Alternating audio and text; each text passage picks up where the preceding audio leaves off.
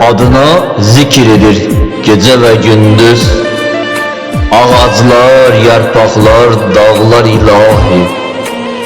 Könlümün ruhunu aparır sana. Keçdiyim çətin yollar ilahi. Bir can borcluyuq, al canımızı.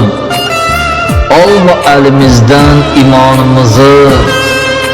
Ələslərin talihini qəmli, yazmışsan həyatını belə ilahi. Endirib zirvədən dağı yol etmə. Az göz nəfəsimizə bizi qul etmə. Namərd insana xoşbəxtlik vermə. Yoxsa yazıq olar igidlərə ilahi. En büyük arzumuz yol göster bize. Şeytan hilesinden uzak et bizi. Sana ibadet etmeye güç ver bize. Duasız kalmasın diller ilahi.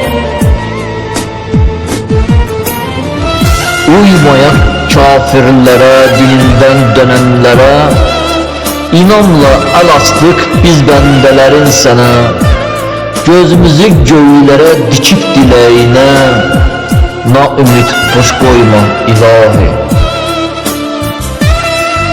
Kaldır perdeleri sen gözümüzden. İnsanları seçebilek yaxşını pisinden. Çok ayrı düşmüşük öz özümüzden.